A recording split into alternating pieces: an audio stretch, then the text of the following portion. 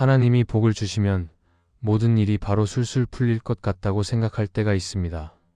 마음도 편해지고 사람도 좋아지고 길도 시원하게 열릴 것 같다고 기대합니다. 그런데 실제로는 반대로 느껴질 때가 있습니다. 뭔가 좋은 일이 가까워지는 것 같은데 이상하게 마음이 더 불안해지고 작은 일에도 예민해지고 관계가 흔들리고 내 안에서 질문이 많아집니다. 그래서 이런 생각이 들기도 합니다. 하나님이 나와 함께 하시면 왜 이렇게 흔들리지? 축복이 가까운데 왜 마음이 먼저 무너지지 하는 마음입니다. 그런데 오늘은 이 흔들림을 실패로만 보지 않으려고 합니다. 하나님은 우리에게 복을 주실 때 그 복을 그냥 얹어만 주시는 분이 아니라 그 복을 감당할 사람으로 세우시기 때문입니다. 그래서 축복 앞에서 먼저 흔들리는 영역이 생길 수 있고 그 흔들림은 하나님이 우리를 버리셨다는 신호가 아니라 하나님이 중심을 다시 잡아주시는 과정일 수 있습니다. 우리가 흔들리는 이유를 알게 되면 그 흔들림 속에서도 방향을 잃지 않을 수 있습니다. 오늘 주제는 하나님의 축복이 가까워질수록 먼저 흔들리는 4가지 영역입니다. 첫째, 축복이 가까워질수록 정체성이 먼저 흔들릴 수 있습니다. 하나님이 복을 주신다고 하면 우리는 보통 상황을 먼저 떠올립니다. 일이 잘 풀리고 길이 열리고 내가 원하던 것이 이루어지는 모습 말입니다. 그런데 하나님이 일하시기 시작할 때 가장 먼저 건드려지는 것은 종종 상황이 아니라 마음입니다. 그 중에서도 정체성이 흔들릴 때가 많습니다. 나는 누구인가? 나는 어떤 사람인가? 하나님이 나를 어떻게 보시는가? 이 질문이 갑자기 선명해집니다. 이전에는 대충 넘어가던 문제인데 축복이 가까워질수록 그 질문이 더 크게 들릴 수 있습니다. 왜 그럴까요? 축복이 가까워지면 내 안의 기대도 같이 커지기 때문입니다. 기대가 커지면 동시에 두려움도 커집니다. 잘 될수록 더 불안해지는 마음이 생깁니다. 혹시 내가 이걸 감당할 수 있을까? 혹시 나는 그릇이 안 되는데. 하나님이 나를 쓰시면 어떡하지? 혹시 사람들이 나를 어떻게 볼까? 혹시 실패하면 더 크게 무너지지 않을까? 이런 생각들이 밀려옵니다. 이때 정체성은 흔들립니다. 하나님이 주시는 복을 바라보면서도 마음 한편에서는 그 복을 버틸 힘이 내게 없다고 느끼는 것입니다. 그래서 축복이 가까워질수록 정체성의 흔들림이 먼저 찾아올 수 있습니다. 출애굽기 3장에서 모세를 보면 이 장면이 아주 분명합니다. 하나님이 모세를 부르실 때 모세는 하나님을 믿지 않아서가 아니라 자기 자신이 너무 부족하다고 느껴서 흔들립니다. 내가 누구이기에 바로에게 가며 내가 누구이기에 이 백성을 이끌겠냐고 말합니다. 하나님이 길을 열어주시는 순간에 모세는 먼저 자기 정체성 앞에서 무너질 뻔합니다. 그런데 하나님은 모세에게 너는 충분하다고 말하지 않으시고 내가 너와 함께 하겠다고 말씀하십니다. 이 말이 정체성을 다시 세웁니다. 모세의 정체성은 능력에서 나오지 않고 하나님이 함께 하신다는 약속에서 나옵니다. 우리도 비슷합니다. 하나님이 복을 준비하실 때 하나님은 먼저 우리가 어디에 정체성을 두고 있는지 보게 하십니다. 사람의 평가에 두고 있으면 축복이 가까워질수록 그 평가가 더 무섭게 느껴집니다. 성과에 두고 있으면 축복이 가까워질수록 실패가 더 두렵게 느껴집니다. 인정받는 이미지에 두고 있으면 축복이 가까워질수록 실수하면 끝난 것 같은 마음이 듭니다. 그래서 하나님은 축복을 주시기 전에 정체성을 흔드실 때가 있습니다. 흔드는 목적은 무너뜨리려는 것이 아니라 다시 세우려는 것입니다. 내가 누구인가를 다시 붙들게 하시고 무엇으로 서야 하는지를 다시 정리하게 하십니다. 정체성이 흔들릴 때 우리는 보통 2가지로 반응합니다. 하나는 더 과하게 증명하려는 반응입니다. 내가 할 수 있다는 걸 보여주려고 무리합니다. 실수하지 않으려고 자신을 더 몰아붙입니다. 사람들의 기대에 맞추려고 더 바쁩니다. 그런데 그렇게 증명하려는 마음은 결국 나를 더 지치게 합니다. 또 하나는 도망가려는 반응입니다. 나는 안 될 것 같다고 스스로를 접어버립니다. 지금 시작하면 망할 것 같다고 미리 포기해버립니다. 그런데 하나님은 우리를 증명하는 사람으로 부르지 않으십니다. 하나님은 우리를 도망가는 사람으로도 부르지 않으십니다. 하나님은 우리를 하나님께 기대는 사람으로 부르십니다. 그래서 정체성이 흔들릴 때 해야 할 가장 중요한 일은 다시 하나님 앞에 서는 것입니다. 하나님, 제가 지금 흔들립니다. 하나님, 제가 부족하다는 생각이 큽니다. 하나님, 사람들의 시선이 무섭습니다. 이렇게 솔직하게 말씀드리는 것이 시작입니다. 그 다음은 더 분명합니다. 하나님이 나를 어떻게 부르시는지 붙드는 것입니다. 나는 하나님께 사랑받는 자녀입니다. 나는 하나님의 은혜로 서는 사람입니다. 나는 하나님이 맡기신 만큼만 순종하면 되는 사람입니다. 이 고백이 정체성을 다시 세웁니다. 축복이 가까워질수록 정체성이 흔들릴 수 있습니다. 하지만 그 흔들림이 계속 나를 무너뜨리지는 않습니다.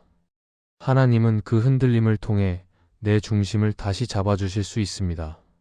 내가 나를 증명하려고 애쓰는 자리에서 하나님이 나를 붙드시는 자리로 옮겨가게 하실 수 있습니다. 그리고 그 자리에서 우리는 조금씩 배우게 됩니다. 축복이 나를 세우는 것이 아니라 하나님이 나를 세우신다는 사실을 말입니다.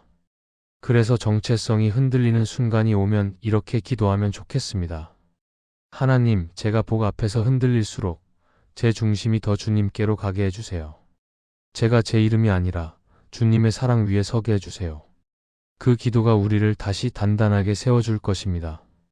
둘째, 축복이 가까워질수록 관계가 먼저 흔들릴 수 있습니다. 우리는 보통 하나님이 복을 주시면 관계도 자연히 좋아질 것 같다고 생각합니다. 마음이 넓어지고 사람들도 더 이해하게 되고 갈등도 줄어들 것 같다고 기대합니다. 그런데 실제로는 반대로 느껴질 때가 있습니다. 문이 열리기 직전, 뭔가 좋아지기 직전, 관계가 먼저 예민해지고 작은 말에도 마음이 흔들리고 가까운 사람과의 거리감이 커지는 때가 있습니다. 그래서 당황합니다. 하나님이 일하시는데 왜 사람 문제가 더 커지지? 왜 관계가 먼저 흔들리지 하는 마음입니다. 관계가 흔들리는 이유 중 하나는 축복이 가까워질수록 내 우선순위가 바뀌기 때문입니다.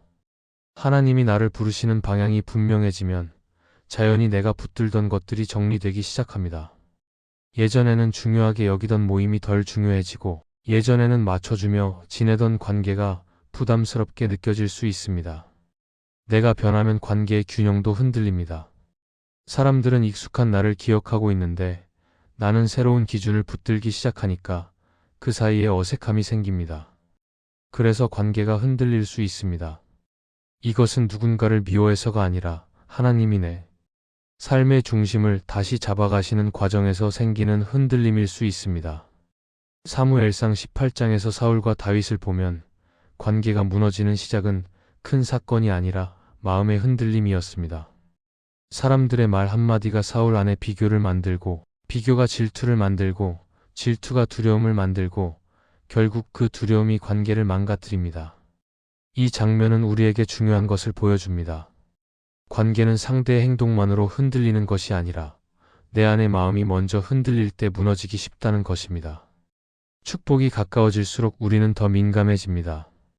잘 되면 좋지만 동시에 잃을까 봐 두려워집니다.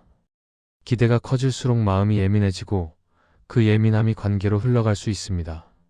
그래서 축복이 가까워질수록 관계가 먼저 흔들릴 수 있습니다. 또 관계가 흔들릴 때는 누가 내 편인지에 대한 마음이 강해질 때가 있습니다. 일이 풀리기 시작하면 사람들의 시선도 따라오고 말도 많아집니다. 축하도 있지만 비교도 있고 오해도 생깁니다. 그때 내 마음은 더 조급해집니다.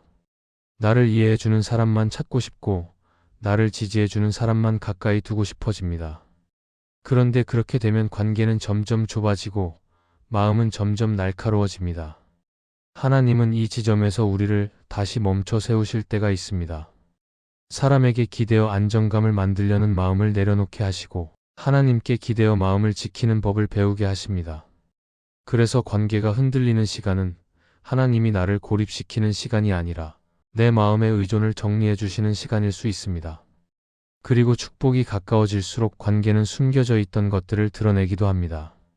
평소에는 괜찮았는데 중요한 순간이 오면 마음속에 있던 불편함이 올라옵니다.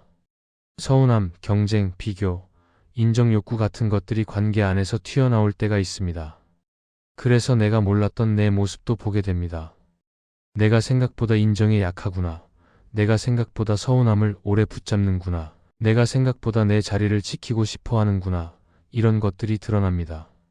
이것이 아픈 이유는 관계가 흔들릴 때마다 내 안의 연약함도 함께 흔들리기 때문입니다. 하지만 하나님은 그 드러남을 통해 우리를 정리하실 수 있습니다. 숨겨진 마음을 그냥 덮어두지 않고 더 건강한 마음으로 바꾸어 가실 수 있습니다. 그래서 이 시기에 필요한 태도는 두 가지입니다. 하나는 서둘러 결론 내리지 않는 것입니다. 관계가 흔들릴 때 우리는 쉽게 단정합니다. 저 사람은 변했어. 저 사람은 나를 싫어해. 이제 끝이야. 이렇게 결론을 내려버립니다. 그런데 흔들리는 시기에는 마음도 흔들리고 판단도 흔들리기 쉽습니다. 그래서 조금 천천히 봐야 합니다. 또 하나는 관계를 지키려는 마음과 하나님을 붙드는 마음의 순서를 바꾸지 않는 것입니다. 관계를 지키려고 기준을 무너뜨리면 결국 관계도 마음도 함께 무너질 수 있습니다. 반대로 하나님을 붙들면 관계가 잠시 흔들려도 내 마음은 무너지지 않습니다. 그리고 시간이 지나면 관계도 더 건강한 자리로 옮겨갈 수 있습니다. 축복이 가까워질수록 관계가 먼저 흔들릴 수 있습니다. 하지만 그 흔들림이 전부 나쁜 것은 아닙니다. 하나님은 그 흔들림을 통해 내 안의 마음을 다듬으시고 불필요한 관계를 정리하시고 꼭 필요한 관계는 더 깊게 만드실 수 있습니다. 그래서 관계가 흔들릴 때 이렇게 기도하면 좋겠습니다. 하나님, 제가 관계 때문에 방향을 잃지 않게 해주세요. 사람을 사랑하게 하시되 사람에 묶이지 않게 해주세요. 흔들리는 관계 속에서도 제 마음을 지켜주시고 주님이 기뻐하시는 사랑을 배워가게 해주세요. 셋째, 축복이 가까워질수록 타이밍이 먼저 흔들릴 수 있습니다. 우리는 하나님이 복을 주시면 속도도 같이 빨라질 거라고 기대할 때가 있습니다. 기다리던 일이 한 번에 풀리고 막혔던 길이 시원하게 열리고 모든 일이 맞아떨어질 것 같다고 생각합니다. 그런데 실제로는 축복이 가까워질수록 시간이 더 늘어지는 것처럼 느껴질 때가 있습니다. 갑자기 일이 늦어지고 예상치 못한 변수가 생기고 눈앞까지 온 것 같은데 다시 한 걸음 물러서는 느낌이 듭니다. 그래서 마음이 흔들립니다. 하나님이 복을 주시는 게 맞다면 왜 이렇게 타이밍이 불안하게 느껴질까? 왜 자꾸 늦어지는 것처럼 보일까 하는 생각이 올라옵니다. 타이밍이 흔들릴 때 가장 먼저 올라오는 감정은 조급함입니다. 조급함은 단순히 성격의 문제가 아니라 마음의 기대가 커졌다는 신호입니다. 기대가 커지면 기다리는 시간이 더 길게 느껴집니다. 그리고 그때 우리는 자꾸 스스로 앞서가고 싶어집니다. 내 손으로 뭔가를 더 해야 할 것 같고, 내가 결정을 빨리 내려야 할 것 같고, 지금 놓치면 끝날 것 같은 마음이 듭니다. 그런데 축복의 문 앞에서 하나님이 가장 먼저 다루시는 것도 이 조급함일 때가 많습니다. 왜냐하면 조급함이 커지면 우리는 하나님을 신뢰하기보다 결과를 붙잡기 쉬워지기 때문입니다. 사무엘상 13장에서 사울은 기다리지 못했습니다. 하나님께 예배를 드리는 일까지도 자기 방식으로 빨리 처리해버립니다.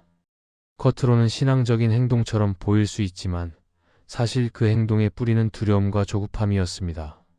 사람들이 흩어질까봐, 전쟁이 두려워서, 타이밍을 놓칠까봐 사울은 기다림을 포기합니다. 그리고 그 순간 그의 길은 흔들립니다. 이 장면은 우리에게 아주 현실적인 경고를 줍니다. 타이밍이 흔들릴 때 기다리는 것이 가장 어려운 순종이 될 수 있다는 사실입니다. 하나님이 멀리 계셔서 늦어지는 것이 아니라 하나님이 우리를 지키기 위해 속도를 조절하실 수도 있습니다. 타이밍이 흔들릴 때 또 하나 흔들리는 것은 확신입니다. 마음속에 이런 질문이 생깁니다. 이 길이 맞나? 내가 들은 감동이 맞나? 하나님이 정말 일하시나? 그리고 그 질문이 커지면 우리는 작은 신호에 과하게 반응합니다. 누가 한마디만 해도 마음이 무너지고 상황이 조금만 꼬여도 다 끝난 것처럼 느낍니다. 그런데 하나님은 흔들리는 시간을 통해 우리에게 한 가지를 배우게 하십니다. 확신은 상황이 좋을 때 생기는 것이 아니라 상황이 흔들릴 때 하나님을 붙드는 반복에서 생긴다는 사실입니다. 믿음은 단번에 생기기보다 기다림 속에서 조금씩 단단해집니다. 그리고 타이밍이 흔들릴 때 하나님은 우리 안에 숨은 우선순위를 드러내실 때가 있습니다. 내가 정말 하나님을 원하고 있는지 아니면 하나님의 축복만을 더 원하고 있는지 이 차이가 드러납니다. 축복이 빨리 오면 감사하지만 늦어지면 마음이 불평으로 바뀌는 경우가 있습니다. 그때 하나님은 정죄하려는 것이 아니라 정리하려고 하십니다. 내 마음의 중심을 다시 하나님께로 옮기려고 하십니다. 하나님, 저는 지금 결과를 붙들고 있었습니다. 하나님, 저는 주님보다 타이밍을 더 붙들고 있었습니다. 이런 고백이 나오면 그때부터 기다림은 단순한 시간 낭비가 아니라 믿음의 훈련이 됩니다. 그래서 타이밍이 흔들릴 때 필요한 태도는 억지로 마음을 다잡는 것이 아니라 하나님께 다시 시선을 돌리는 것입니다. 지금 당장 해결되지 않아도 하나님이 나를 잊지 않으신다는 사실을 붙드는 것입니다. 하나님이 늦게 움직이시는 것처럼 보여도 사실은 내가 보지 못하는 곳에서 이미 준비하고 계실 수 있다는 믿음을 갖는 것입니다. 그러면 우리는 조급함에 끌려가지 않고 한 걸음씩 걸을 수 있습니다.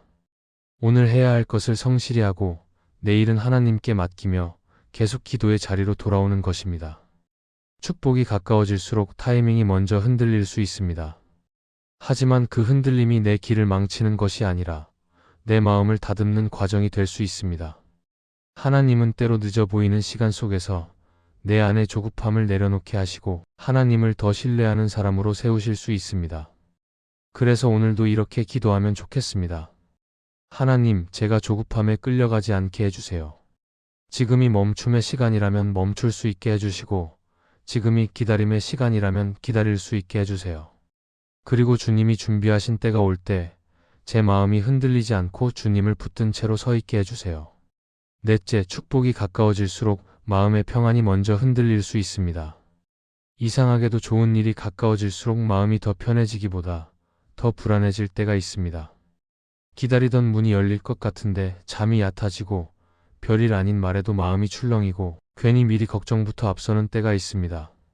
하나님이 주시는 복이라면 평안이 먼저 와야 할 것 같은데 오히려 마음이 먼저 흔들리니 스스로도 당황합니다.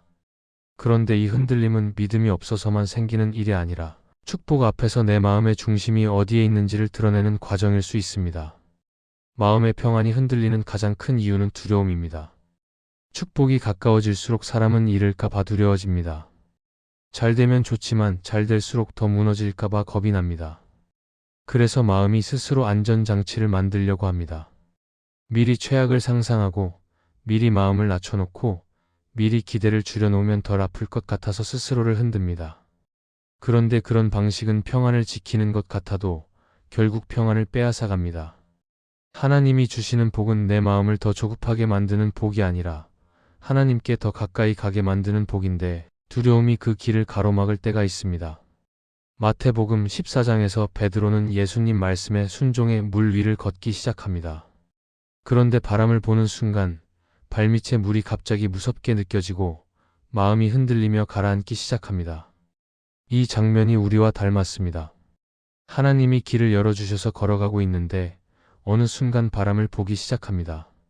내 형편, 사람의 말, 변수, 실패의 가능성, 비교, 이런 것들이 크게 보이면 마음의 평안이 먼저 흔들립니다. 그래서 축복이 가까워질수록 하나님을 보는 시선을 지키는 일이 더 중요해집니다. 평안은 아무 일도 없는 상태가 아니라 바람이 불어도 시선이 흔들리지 않는 상태에 더 가깝습니다. 여기서 우리는 한 가지를 배워야 합니다. 마음의 평안은 내가 만들어내는 감정이 아니라 하나님이 주시는 선물이라는 점입니다. 그래서 평안을 지키는 방법도 결국 하나님께로 돌아오는 것입니다. 내 머릿속에서 계속 답을 찾는 대신 하나님 앞에서 멈추는 것입니다. 하나님, 제 마음이 지금 불안합니다. 복이 가까울수록 두려움이 커집니다. 제가 이 복을 붙잡다가 하나님을 놓치지 않게 해주세요. 이렇게 솔직히 말하는 순간부터 마음은 다시 숨을 쉬기 시작합니다. 그리고 이때 도움이 되는 고백이 하나 있습니다. 존 파이퍼는 그의 책 하나님을 기뻐하라에서 이렇게 말합니다.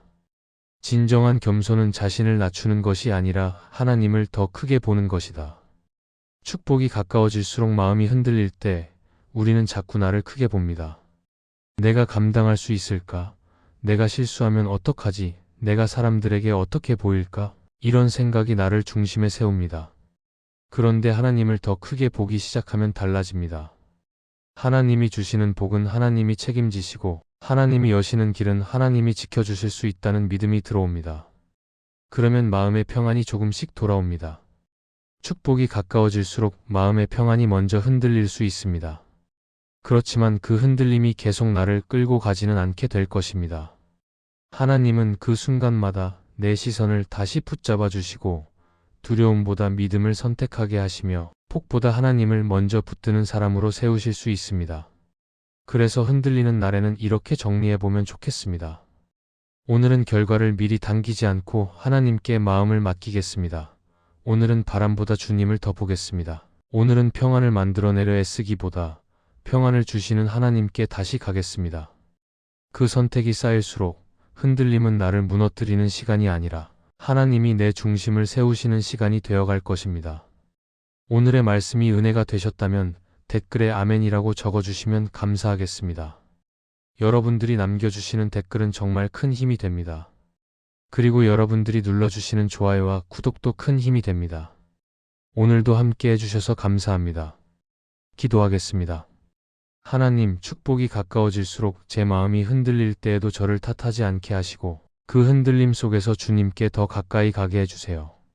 정체성이 흔들릴 때 사람의 시선보다 주님의 사랑을 먼저 붙들게 하시고 관계가 흔들릴 때도 사랑을 잃지 않게 하시되 주님이 주시는 기준을 놓치지 않게 해주세요. 타이밍이 흔들릴 때 조급함에 끌려가지 않게 하시고 오늘 할 순종을 성실히 하며 내일은 주님께 맡기는 믿음을 주셔서 마음이 조금씩 평안을 회복하게 해주세요. 불안이 커질수록 주님을 더 크게 보게 하시고 제 손에 쥐려는 마음을 내려놓고 주님의 손에 맡기는 연습을 하게 해주세요. 예수님의 이름으로 기도합니다. 아멘.